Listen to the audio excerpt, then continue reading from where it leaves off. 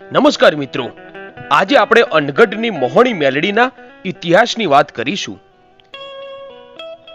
વડોદરા જિલ્લામાં આવેલું અનગઢ ગામ વડોદરાથી 15 કિલોમીટર અને અમદાવાદથી આશરે 100 કિલોમીટરના અંતરે મહીસાગર નદીને કિનારે આવેલું છે. અનગઢના નયન રમ્ય અને કુદરતી સૌંદર્યથી ભરપૂર એવા મહીસાગર નદીને કિનારે આવેલા મોહણી માતાજીના મંદિરમાં કળિયુગની દેવીમાં મેલડી હાથિયા ખડક પર હાજર બેઠા છે અને ખડકવાડીના નામે પણ ઓળખાય છે. માં મોહણી સૌ માઈ ભક્તોની મનોકામના પૂર્ણ કરી રહી છે. અહીંયા રવિવારે અને મંગળવારે ભારે સંખ્યામાં ભક્તો માના દર્શને આવે છે. મહીસાગર નદીની અંદર પાણીમાં માતાજીની નાનકડી ડેરી છે. અહીંયા માતાજી હાથિયા ખડક ઉપર બિરાજમાન છે, જ્યાં શ્રદ્ધાળુઓ નાવમાં બેસીને દર્શન કરવા જાય છે. ગામ લોકોના કહેવા પ્રમાણે આ માતાજીનું મૂળ સ્થાનક છે. નદીને કિનારે અડીને પણ માતાજીનું એક નાનું મંદિર આવેલું છે. ત્યાં પણ ભાવિક ભક્તો માતાજીના દર્શન કરે છે અને કિનારા ઉપર ઉપરવાસમાં એક મોટું મંદિર બનાવેલું છે, જેને આશરે 25 વર્ષ થયા, જ્યાં ભાવિક ભક્તો સીડી ચડીને માના દર્શન કરવા જાય છે. તો આવો જાણીએ આ મોહણી મેલડીના રોચક ઇતિહાસ વિશે. લોકવાયકા અને ગામ લોકોના કહ્યા પ્રમાણે અનગઢ મોહણી માતાના ઇતિહાસની વાત કરીએ તો આજથી 400 થી 500 વર્ષ પહેલાની રજવાડાના સમયની આ વાત છે. એ સમયમાં અનગઢ ગામ ગોહિલ કુળના રાજપૂતોનું રજવાડું કહેવાતું. મહીસાગર નદીના કિનારે વસેલા આ અનગઢના સામે કાંઠે મુસ્લિમો રહેતા હતા. એ સમયે મુસ્લિમોએ રાજપૂતને વાટકી વ્યવહાર અને દીકરીનો વ્યવહાર શરૂ કરવાની વાત કરી. એટલે ગોહિલ સમાજને આ વાતનું ખૂબ ખોટું લાગ્યું અને ગોહિલોએ સામે કાંઠે રહેલા તમામ મુસ્લિમોને ખતમ કરવાનો પ્લાન કર્યો.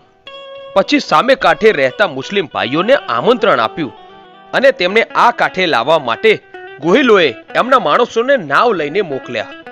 મુસ્લિમ ભાઈઓને નાવમાં બેસાડીને નાવિકો મહીસાગર નદીમાં અધ વચ્ચે પહોંચ્યા.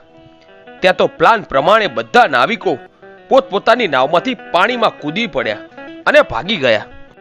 અને પછી આ કાંઠેથી બીજા ગોહિલો નાવ લઈને ગયા અને બધાએ મુસ્લિમોને ઘેરી વળ્યા.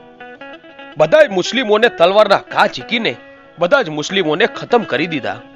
છેલ્લે એક નાવમાં મુસ્લિમની નાનકડી બાળકી હતી. એને પણ ગુસ્સે ભરેલા ગોહિલે ઘા ઝીક્યા. ત્યાં તો દીકરી ત્યાં જ ફૂલનો ઢગલો થઈ ગઈ. એક બીજી લોકવાયકા પ્રમાણે આ મુસ્લિમ બાળકીને મોતને ઘાટ ઉતાર્યા બાદ એનો મૃતદેહ તરતો આ હાથિયા ખડક પર આવ્યો અને ત્યાં જ સતી થઈ ગઈ. અને એ દિવસથી આજ સુધી અનગઢ અને આજુબાજુના ગામમાં મોહણી મેલડી કહેવાય. ત્યારબાદ આવો ચમત્કાર જોઈ બધા ગોહિલો માતાજીને કગરી પડ્યા અને કહેવાય છે કે હાથિયા ખડકમાંથી ગેબી અવાજ આવ્યો કે હે ગોહિલો, હું મોહણી મેલડી બોલું, હું અનગઢના ઘરે ઘરે પૂજાઈશ. પછી મિત્રો કહેવાય છે કે ગોહિલ રાજપૂતો ઘરે ઘરે મોહણી મેલડીને બેસાડી સવાર સાંજ ધૂપદીપ કરીને માની સેવા પૂજા કરવા લાગ્યા.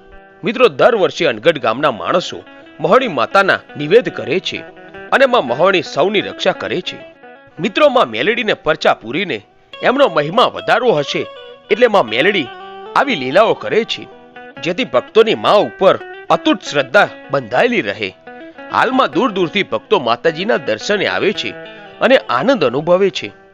નદીમાં વચ્ચોવચ્ચ માતાજીના ખડક પાસે એક નાનકડી ડેરી આવેલી છે. ત્યાં માતાજીનું ફૂલોથી નામ લખવામાં આવે છે. જે પણ ભાવિક ભક્તો 5 રવિવારની માનતા હોય છે એનું માતાજી અવશ્ય કામ પૂરું કરે છે. તો મિત્રો તમે પણ અનગઢ આવીને મોહણી માતાના દર્શનનો અમૂલ્ય લાભો લેવાનું ચૂકશો નહીં. મિત્રો આવા જ ઇન્ટરેસ્ટિંગ અને ઇન્ફોર્મેટિવ વિડીયો જોવા માટે આજે જ અમારી આ ચેનલ A1 ગુજરાતીને સબસ્ક્રાઇબ કરો. ધન્યવાદ.